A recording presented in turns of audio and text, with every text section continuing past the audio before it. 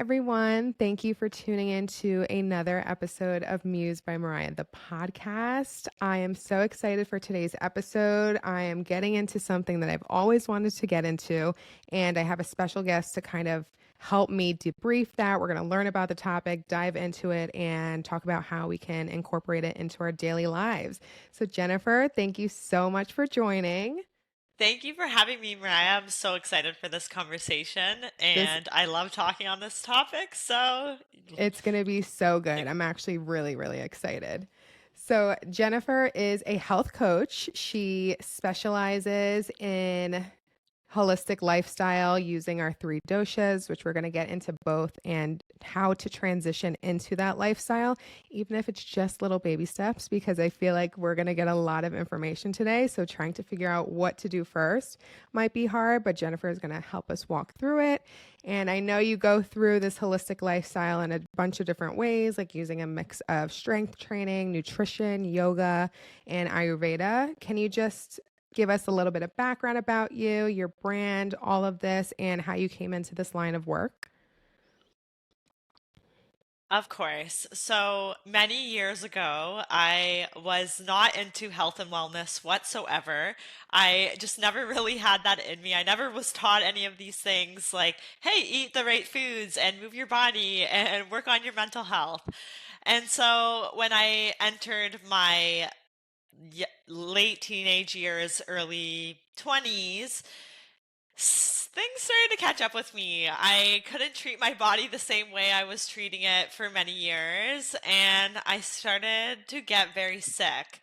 So I had all these symptoms that started showing up, and they kept getting worse. I wasn't getting answers from my doctor, and no one really knew what was going on. And it took about a year and a half of really trying to pushing to really figure out what was going on. And then I was eventually diagnosed with Crohn's disease. And so, for anyone who's listening, Crohn's disease is an autoimmune disease, and there are no official cures for autoimmune disease. So, I'm sure, as you can imagine, when you are given a diagnosis like this, it's very scary, and especially for where I was in in that time where I didn't really see the value in taking care of myself. I always just thought my body was indestructible. My whole reality kind of came crashing down in this moment, and I was given a choice. It was either continue doing what I was doing and not taking care of myself and have an early life, or it was to turn everything around and to start learning about why this was happening and what I could do to fix it. And so I began my journey of undoing and really just dove in with learning about my body, what types of foods I should be eating, how I could exercise to help everything and reduce my symptoms. And then I stumbled across yoga and meditation. After that, I was introduced to Reiki, energy healing, and then Ayurveda was actually the last thing that I discovered on my path. But after going through this journey and learning about all these modalities, I eventually woke up one day. Well, I didn't just wake up. I wish it was that easy, but because of all the actions I had taken, I was eventually told I was in remission of Crohn's disease, which I have been in remission for the last 5 years and counting now. And so, of course, this experience was life We're changing. It snapping really too. turned my life. Congrats. Thank you. Thank you. I appreciate that. And because this turned my life around, I just felt called to learn how to help other people do this too, because I didn't really have a purpose then. And so I had that aha moment of, oh my gosh, I could help other people do this and show them that it's possible and show them that they're not doomed. Let's go. So I coined my Instagram handle, Healing with Jennifer, many years ago, and things just rolled from there. I got certified as a yoga teacher, then I was certified as a personal trainer, and then a Ayurvedic health coach, and things have just been going since that from there, and I've been helping people all over the world, which is amazing, and Yeah. I absolutely love doing this work. That's so awesome. The amount of things that you did, not only to benefit yourself, but now you're using the techniques that you learned to go and help others is like so great. And, I have to ask because I have Hashimoto's, which is a thyroid disease, and they told me it's genetic. No one in my family has it.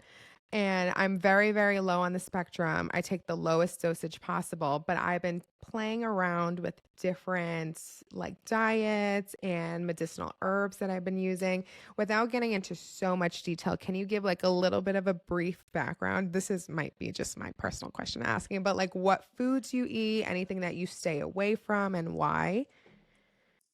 Yes, that's a great question. So, when I was first diagnosed, I went through an elimination diet where I cut out gluten, I cut out dairy.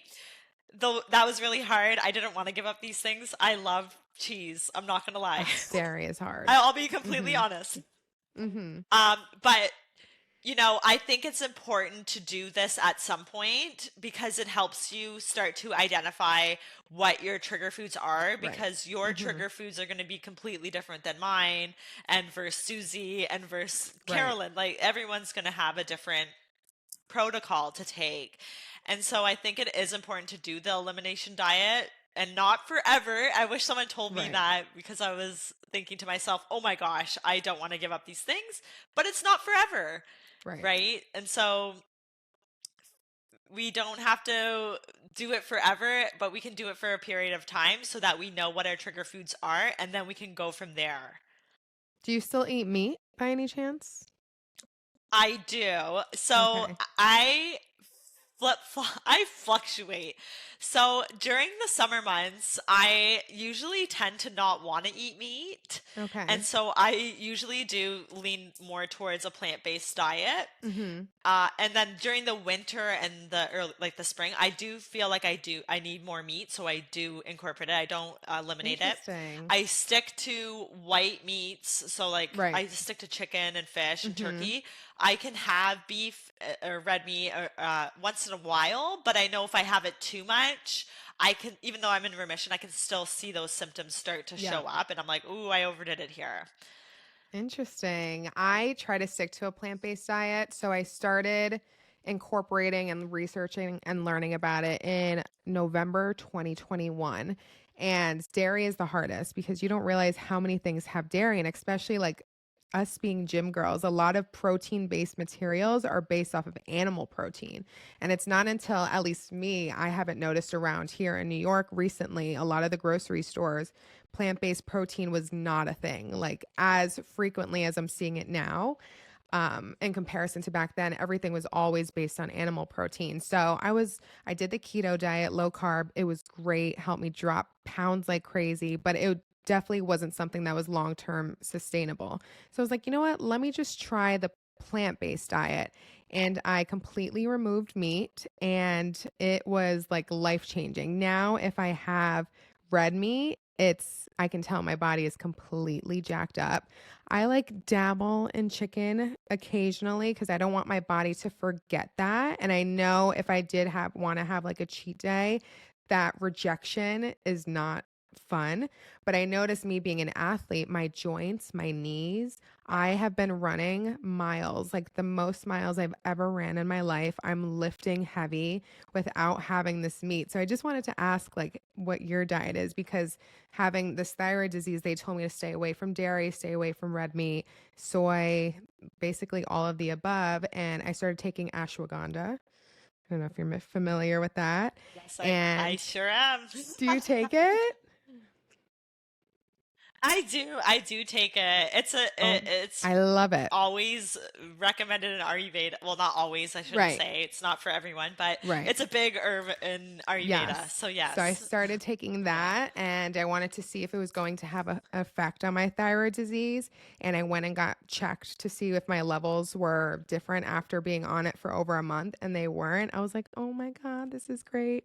But I just thought I'd ask because I mean, I never thought I would have a thyroid disease. And the thought of having to take a pill every single day for the rest of my life is terrifying. So I'm trying to do these holistic, even though I'm still low on the spectrum, I would love to never have to do it again. But so I just thought I'd ask before we dive into the episode, because it's always interesting to hear other people's perspectives and what they go through and what their doctors say, and see if we have like similar situations or instances about like our diets and what we're told. But I'm so excited to get into this first part about diving into the three doshas. So, this is a totally new, familiar term. If you've been following my page for a while, you're going to be like, what is she talking about? Because this has never been mentioned on my page before, not on my socials, my website, nothing. So, Jennifer, if you want to just give us a nice little background of what it is, and then we can dive into each one.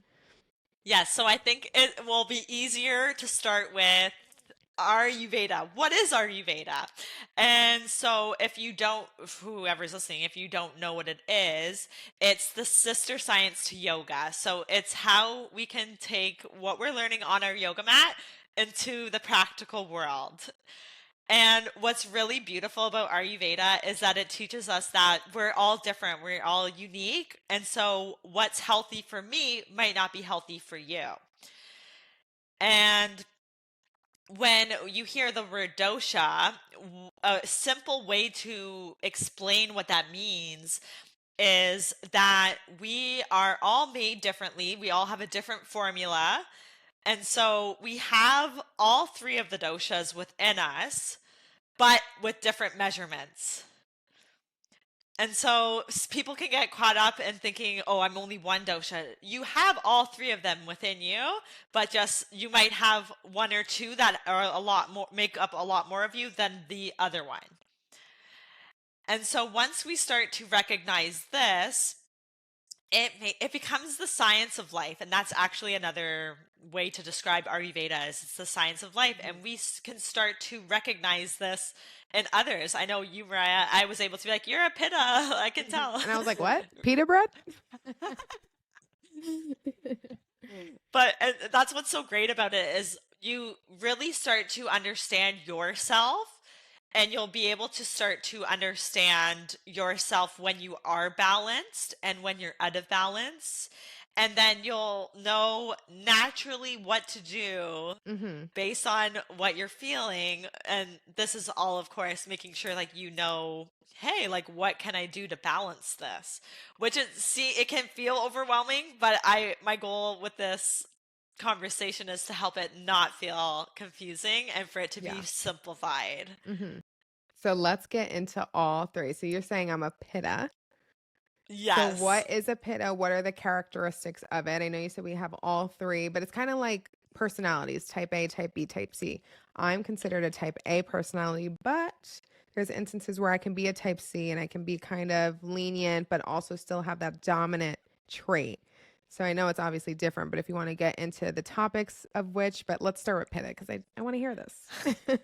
This is so funny because your pittas are like, me first, me first. It's Let's get confirmed. You're a pitta.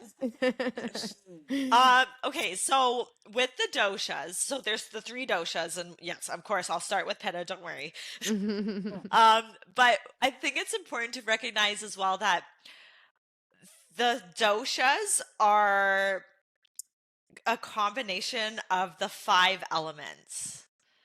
And I think that will help everyone understand a little bit more Mhm. if I touch on this first. So there's space, there's air, there's water, Mhm. there's fire, and there's earth. Okay, and those elements are present in nature and they're also present within us. Mhm. And so technically the first dosha is vata, but because you're a pitta, we're going to go right into pitta first. Oh, so there's orders to it. uh there is and there isn't. If Okay. if If vata you need to go in the doshas, order, if that's like more preferred, then we can do it in the order. you know what? I might because Do I think it, it's going then to go help me for it. explain Yep. it a little bit better. Go for it. Mhm. So, and with vata, so that is a combination of air and space. Okay. So, within us, what that looks, because we know what that looks like, planets, the Right. universe, wind, Mhm. right, out in nature. Within us, that means like we have space, our consciousness, we have the air that we breathe, we have our circulation, our blood flow. Our nervous system is linked to Vata dosha. And so as I'm saying these things, now you're able to say, oh my gosh, okay, like I am a pitta, but I do, obviously I have a nervous system and obviously I have Right. a blood circulation, right? And so it's important to recognize that when Vata goes out of balance, it pushes on the other two, Pitta and Kapha. Okay. And so you can be Pitta, but your Vata, if that it goes out of balance first, it can cause your Pitta to really go out of balance. Okay. And so that's why Vata is typically the first dosha that is spoken about in the order, kind of thing. Right. Okay. So characteristics of a Vata type person. They are going to be tall. They're going to have longer limbs. So like a typical like lanky Mhm. person. It's hard for them to put on muscle mass. They are cold a lot. They feel like they're always chilled because their Mhm. blood circulation isn't very good. And their appetite will be wishy-washy. Like it could be one Interesting. day they could feel Mhm. like they're really backed up, and then the next day they might feel like they can't stop going to the washroom, or like they're dealing with a ton of gas and bloating. With their default stress mechanism, I like to say, when they are out of balance, they are Okay. more prone to dealing with something like anxiety, emotional irritability, and just feelings of self-doubt. Mhm. And the last way to kind of describe this type of person, and you might even be thinking right now, oh my gosh, like this person I know is I like know this, like someone your typical like actually. artist who's super creative. Yep. Yeah, Mhm. exactly, right? And so this is what becomes really beautiful about it, is that we start to be able to understand other people, because sometimes we don't understand other people. We're like, why they Right. do things so differently, or like why does that bother them? And it's Right. because they have these natural tendencies when they're in the balanced state, and then the natural tendencies when they're out of balance. Right. So you can start to kind of recognize people, and it helps you connect to them on a deeper level. So if they are a Vita, what is it? Yes, Vita. If they're pitta. a You did Keta, it. You if got it they're right. out of balance, what does that look like? And how can they get back in balance? What are some things that they can do, like either in the present moment or something to do on a daily basis to make sure it's still intact? Yes, great question. So pittas they have a bigger makeup of the elements of water and fire. And so if we think of fire, fire can be soothing, right? We could stare at a fire and be like, wow, this is so relaxing. Mhm. But then we want to think of it in the sense that it can also be destructive if we're not properly taming that fire. Right. And so for my pitta friends, it can be really easy for the fire to kind of be like blazing All too over the place. much, Yeah. where we want to go like go go go, right? Mhm. Because typically pittas are your CEOs or like entrepreneurs, like workaholics, like you just get stuff done all the time. Yeah.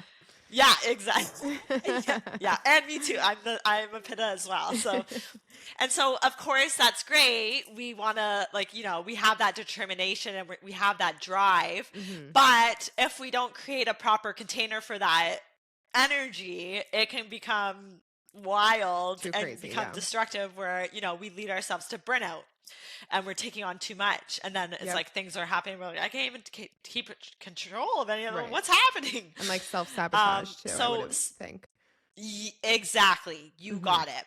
And so the default stress mechanism for pittas would be anger, irritability, burnout, Mhm. and just feeling really impatient with others. So even if it's like in traffic and you're like, oh my God, why is this bothering me so much? Right. These are all big signs that your pitta's out of balance.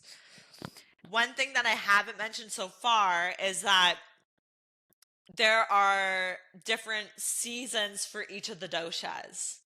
Okay. Like weather So seasons? when weather seasons. So, okay. Okay. So when we think of, we'll start with Vata. So Vata is composed of space and air. The season for that is typically the late fall and the early winter. And if we Okay. start to understand the qualities outside of nature, like it starts to get dry, the wind is like blowing leaves off the trees. It's really Right. erratic, and all these, like, there's so much change happening. And so, if you're a Vata constitution or your Vata is out of balance, that time of year is when you really want to be conscious of this Right. happening, especially because that energy is going to push on Interesting. you and make you Right. more prone to those negative sides of everything. Interesting. Does that make sense? Yes, definitely. And then what are the Yes. seasons for the So other Pitta two? time. Mhm.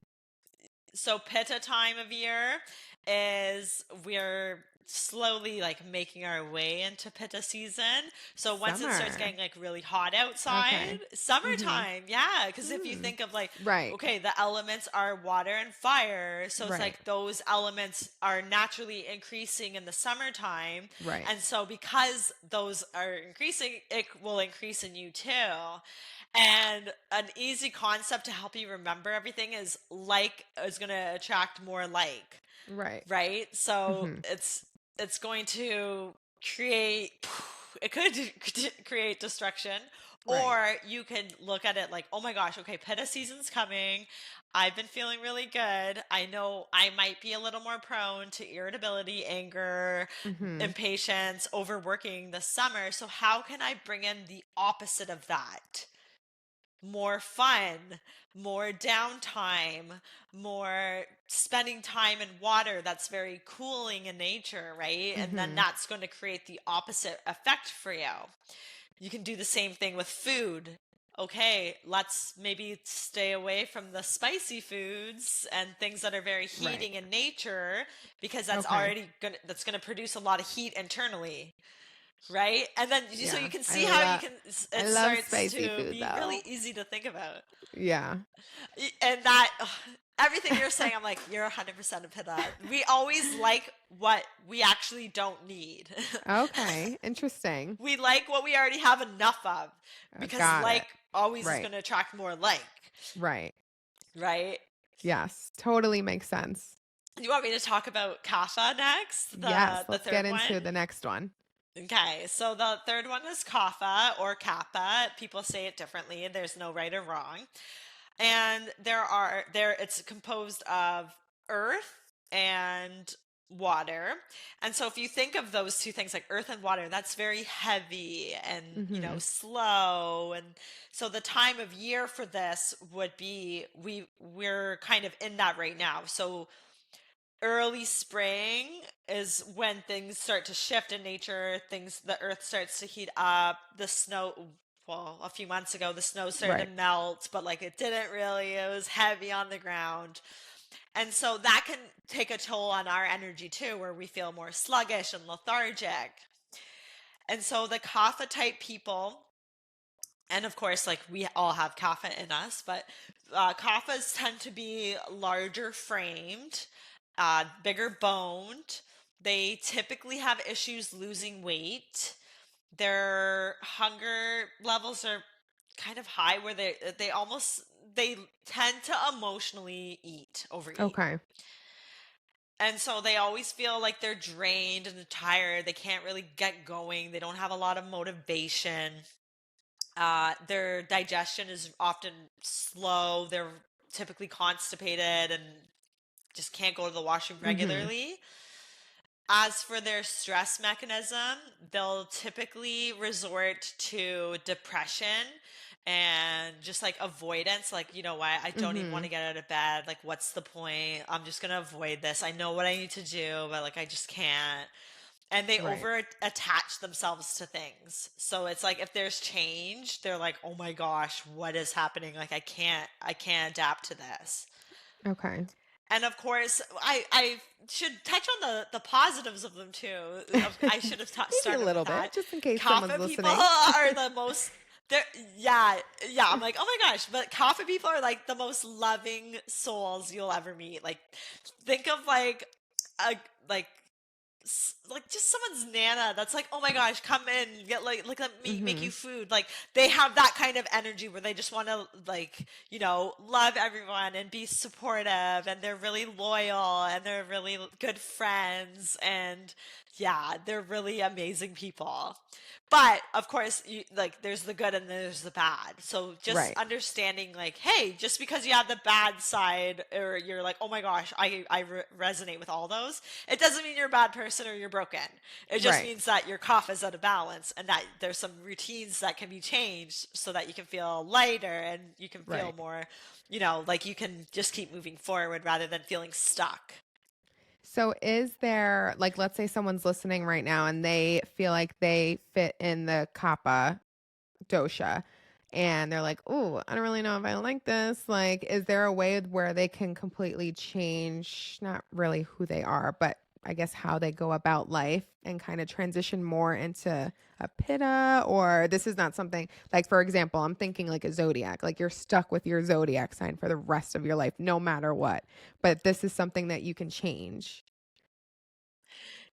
This is a great question. So typically there is your prominent dosha that you are born into this life with. It's based on your genetics, what your mom was doing when she was like you were in her womb. Like there's so many things that kind of Mm. determines like, Mhm. hey, so and then there's your dosha, like, hey, right now in this moment.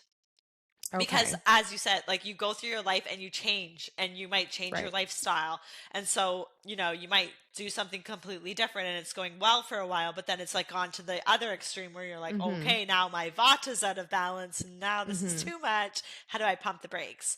So the answer is yes, it can change, but it is important to know your, I don't want to say house because like that's what, like it's zodiac's what you Right. think of, But but like your your main, original. your original. Yeah, that's a good way to put it. Interesting. So, on that topic, if someone wanted to transition into a more holistic lifestyle, what does that look like? If you can even just give like a definition of what that even means. Someone might just be like, "Okay, what does that mean? I have to eat like more grass, I have to do yoga." Like what is a holistic lifestyle look like? In simple terms, a holistic lifestyle is making sure that you're doing the things that are going to fuel you not only physically, but mentally, emotionally, and spiritually as Mhm. well. Because when we do that, we're able to show up as our true, authentic self, and things just flow a lot more easy. Yeah, and I think a lot of people look like I've been talking about me being in this holistic lifestyle. I want to feed my body good things. I want to read. I want to write. I want to do all these positive things for mind, body, and soul, working out too. And they're like, "What are you talking about?" And I'm like, if you just make small changes, even if it's like the smallest thing, like for example, one of the first things that I did was instead of scrolling through my phone or TikTok or whatever before bed, I was like, let me just read like 5 pages. Let me finish a chapter of a book.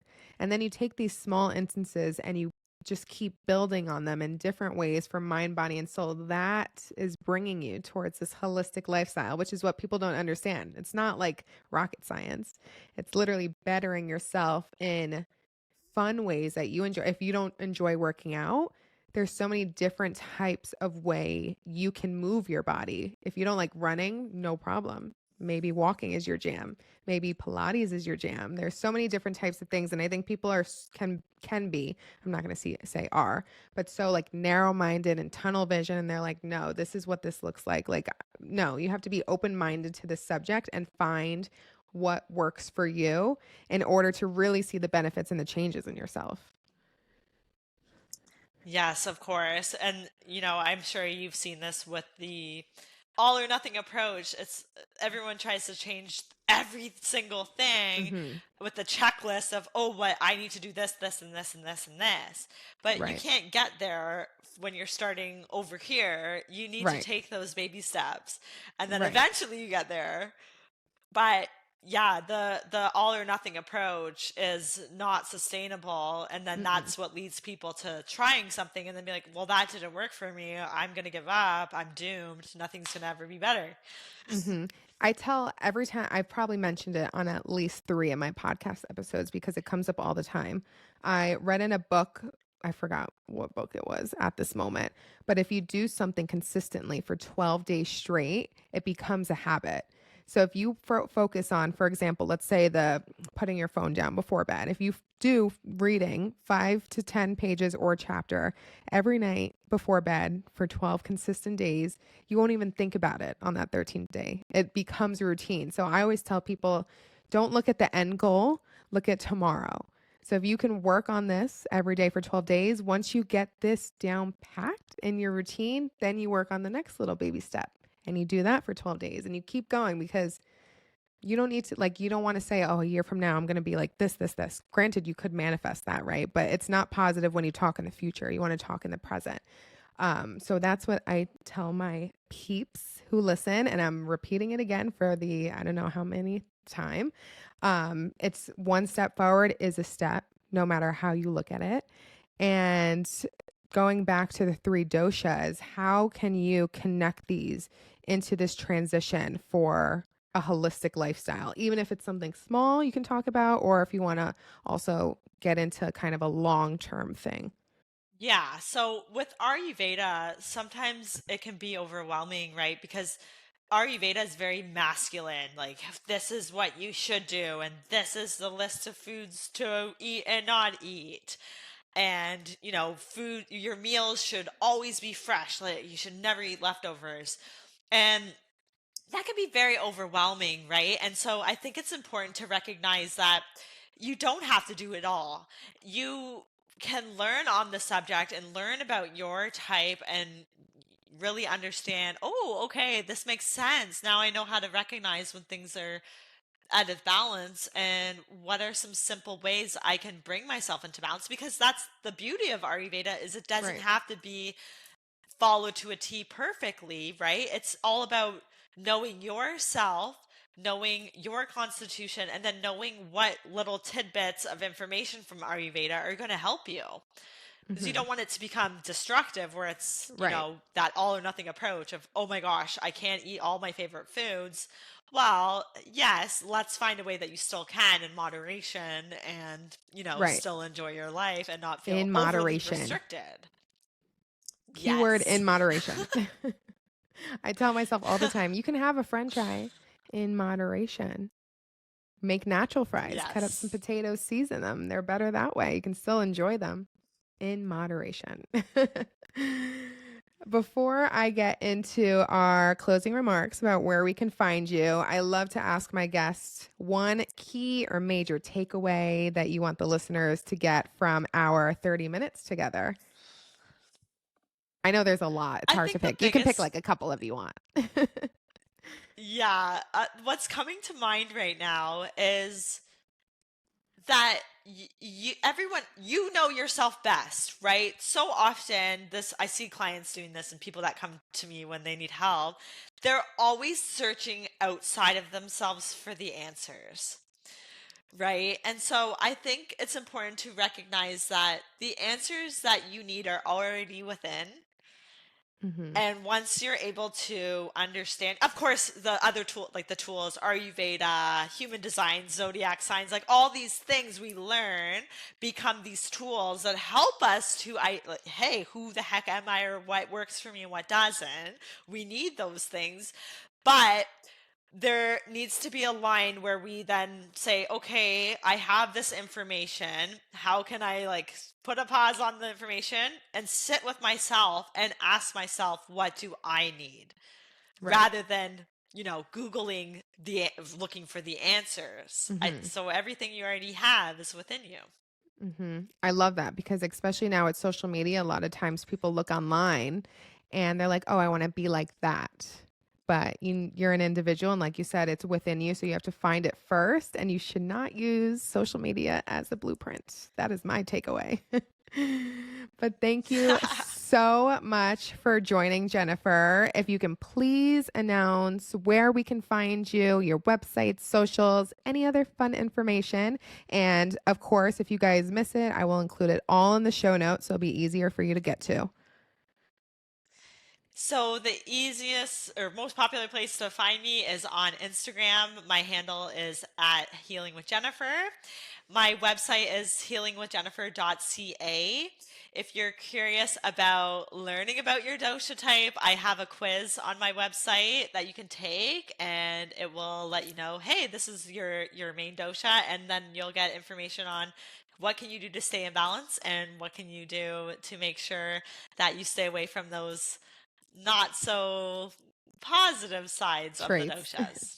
Not so fun traits. We The don't want to get over traits, there. yes. It's summertime, hot girl summer. We got to be all positive in our doshas. Well, this was a great episode. I Balance. honestly, I learned so much, and I know my listeners too, because like I said, this has never been mentioned, posted, anything on any of my platforms. So thank you so much for bringing awareness to this and sharing all of your information with us. I've retained so much, and I can't wait to continue to utilize this in my day to day life. And yeah, just thank you so much. Thank you for everyone who tuned in. As always, you can follow me at Muse by Mariah _ on Instagram. You can join my private Facebook group chat, which I will post in the show notes. And yeah, we'll talk to you later. Thanks again, Jennifer. Thanks for having me.